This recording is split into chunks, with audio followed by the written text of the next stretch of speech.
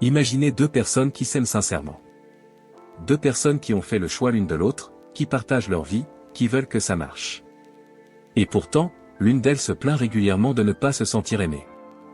L'autre ne comprend pas, elle fait des choses pour l'autre, elle s'occupe de tout, elle est là. Comment est-ce possible que quelqu'un qui reçoit autant d'attention ne se sente pas aimé?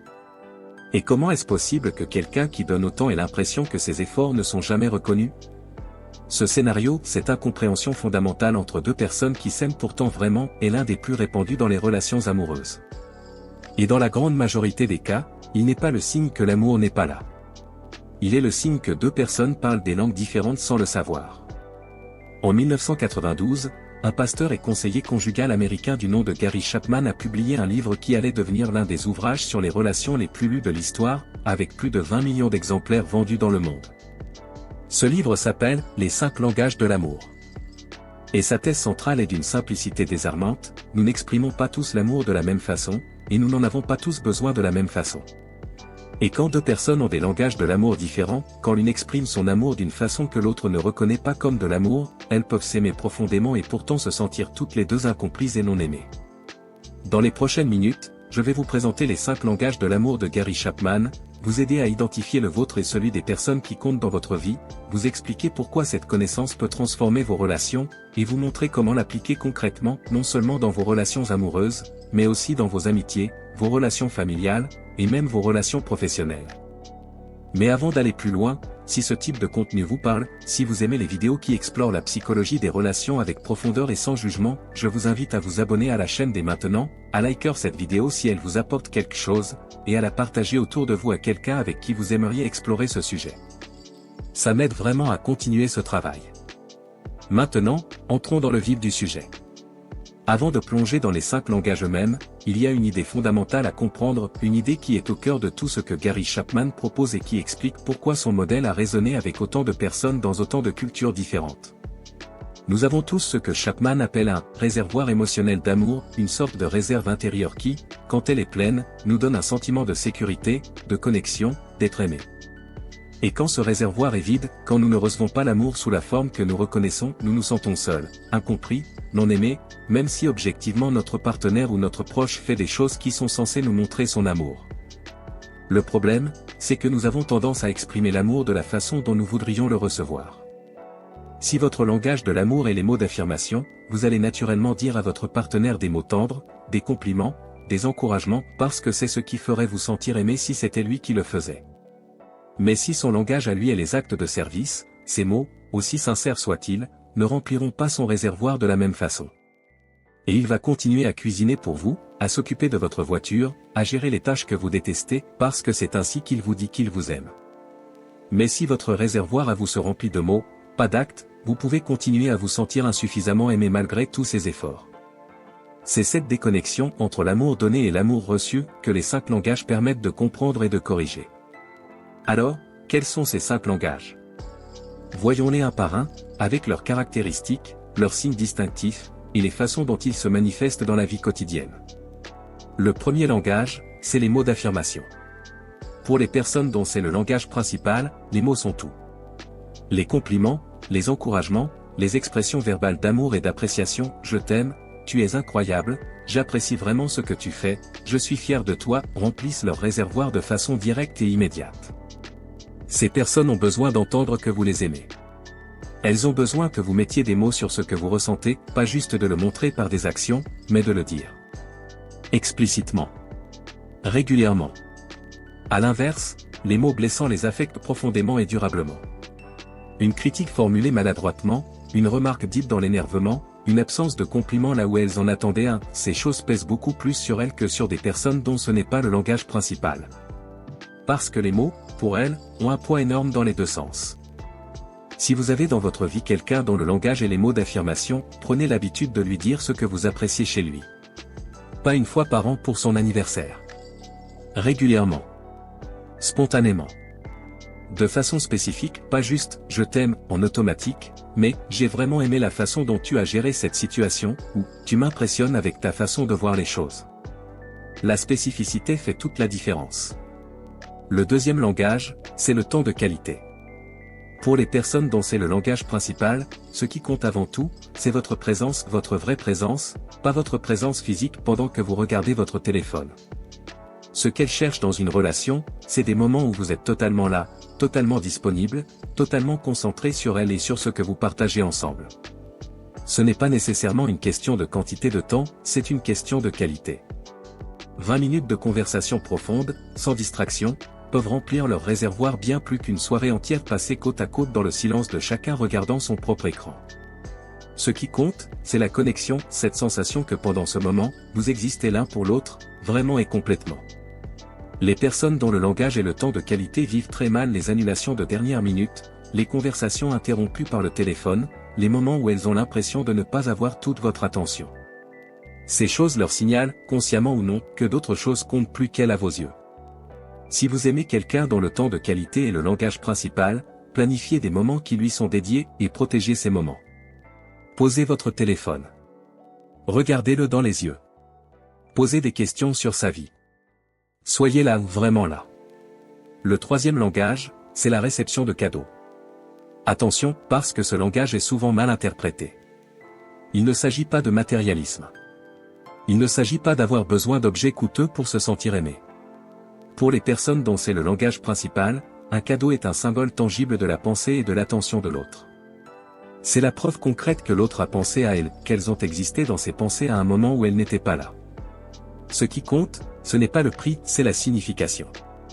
Une fleur cueillie en chemin, une chanson envoyée parce qu'elle vous a fait penser à l'autre, un objet ramené d'un voyage parce que vous saviez que ça lui ferait plaisir, ces gestes, aussi simples soient-ils, disent quelque chose d'essentiel, tu comptes pour moi, même quand tu n'es pas là. À l'inverse, les occasions manquées, un anniversaire oublié, un événement important passé sans aucune marque d'attention, sont vécus comme des signaux douloureux d'indifférence. Non pas parce que la personne est capricieuse ou matérialiste, mais parce que pour elle, l'absence de gestes concrets signifie l'absence de pensée et donc l'absence d'amour. Si le langage de quelqu'un que vous aimez est la réception de cadeaux, commencez à faire attention aux petites choses qui lui font plaisir et exprimez-les de façon tangible. Le prix n'a pas d'importance. L'intention a tout. Le quatrième langage, c'est les actes de service. Pour les personnes dont c'est le langage principal, les actions parlent infiniment plus fort que les mots. Ce qui leur dit « je t'aime », ce n'est pas ce que vous dites, c'est ce que vous faites. Préparer le repas. Prendre en charge une tâche qu'elles détestent. S'occuper d'un problème pratique sans qu'elles aient à le demander. Ces actions sont pour elles l'expression la plus tangible et la plus convaincante de l'amour. Ces personnes valorisent profondément le fait d'être aidées, et elles expriment elles-mêmes leur amour en aidant. Elles cuisinent pour vous, elles s'occupent de votre voiture, elles gèrent des tâches administratives, elles font des choses pour vous faciliter la vie. Et si vous ne reconnaissez pas ces actes comme des expressions d'amour, si vous les prenez pour acquis, si vous les commentez à peine, elles peuvent se sentir profondément invisibles. Ce qui les blesse le plus, c'est quand on leur demande de faire des choses et qu'on ne tient pas ses engagements, ou quand leurs efforts ne sont pas reconnus. Reconnaître et valoriser ce qu'elles font explicitement, avec gratitude, est souvent aussi important que de faire des choses à votre tour. Si le langage de quelqu'un que vous aimez est les actes de service, cherchez des façons concrètes d'alléger sa charge.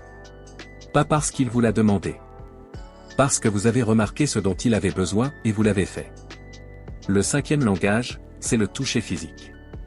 Et encore une fois, attention à la caricature, parce que ce langage va bien au-delà de la sexualité. Pour les personnes dont c'est le langage principal, le contact physique est le vecteur premier de connexion et de sécurité. Une main posée sur l'épaule. Un câlin spontané. Une main tenue en marchant. Un baiser en passant. Ces gestes, aussi simples soient-ils, remplissent leur réservoir de façon directe et puissante. Ces personnes ont besoin de contact pour se sentir connectées, pas de façon sexuelle nécessairement, mais de façon affective. Le toucher leur dit « je suis là, tu comptes, je suis présent pour toi », d'une façon que les mots ou les actions ne peuvent pas tout à fait reproduire.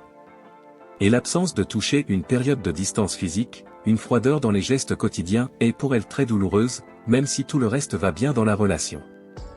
Dans des moments de crise ou de tristesse, ces personnes ont particulièrement besoin de contact physique. Être tenu, être étreint, c'est ce qui les aide à se sentir moins seuls, moins perdus, plus en sécurité. Les mots peuvent attendre.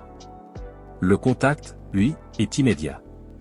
Maintenant que vous connaissez les 5 langages, parlons de quelques nuances importantes, parce que le modèle de Gary Chapman est puissant, mais ils méritent d'être utilisés avec intelligence plutôt que mécaniquement. La première nuance, c'est que vous pouvez avoir plusieurs langages. Chapman parle d'un langage principal, celui qui vous parle le plus profondément, mais beaucoup de personnes ont un langage secondaire qui compte aussi. Et votre langage peut évoluer avec le temps, avec les expériences, avec les étapes de votre vie. La deuxième nuance, c'est que le contexte compte.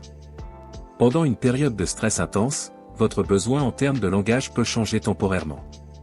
Une personne dont le langage est habituellement les actes de service peut avoir besoin de mots de réconfort dans un moment de deuil. Un amoureux du temps de qualité peut avoir besoin d'un cadeau symbolique à un moment particulier de sa vie. Restez attentif à l'autre, pas juste à son langage, habituel, mais à ce dont il a besoin maintenant. La troisième nuance, c'est que le modèle s'applique bien au-delà du couple.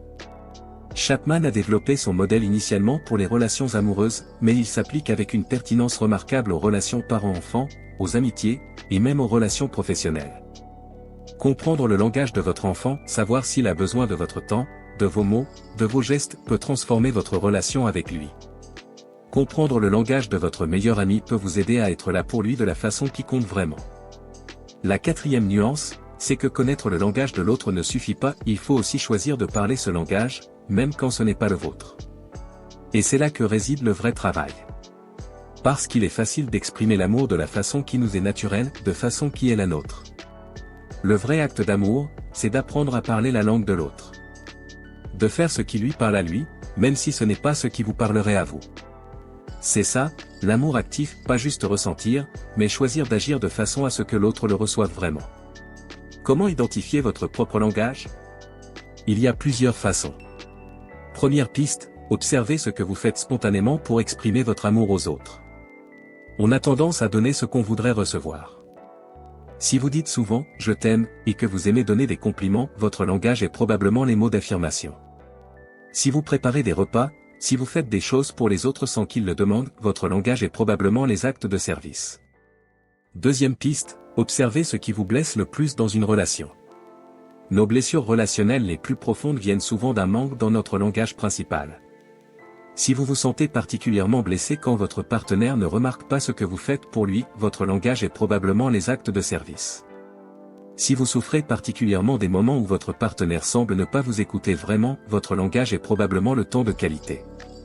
Troisième piste, réfléchissez à ce que vous demandez le plus souvent dans vos relations. Est-ce que tu m'aimes? Mot d'affirmation. Est-ce qu'on peut passer du temps ensemble? Temps de qualité. Est-ce que tu as pensé à moi? Réception de cadeaux. Ces demandes récurrentes révèlent souvent le langage dans lequel vous avez le plus besoin d'être aimé. Et comment identifier le langage de l'autre? Observez ces plaintes récurrentes, ce dont il se plaint le plus souvent révèle ce qui lui manque. Observez ces demandes, ce qu'il vous demande régulièrement dit quelque chose sur ce dont il a besoin. Et observez comment il exprime lui-même son amour, parce que comme on l'a dit, on a tendance à donner ce qu'on voudrait recevoir. Les 5 langages de l'amour ne sont pas une formule magique. Ils ne résolvent pas tous les problèmes d'une relation.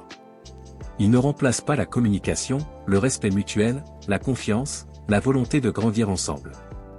Mais ils offrent quelque chose de précieux, un cadre pour comprendre pourquoi certaines de nos tentatives d'amour ne sont pas reçues comme telles, et comment ajuster notre façon d'aimer pour qu'elle parle vraiment à l'autre.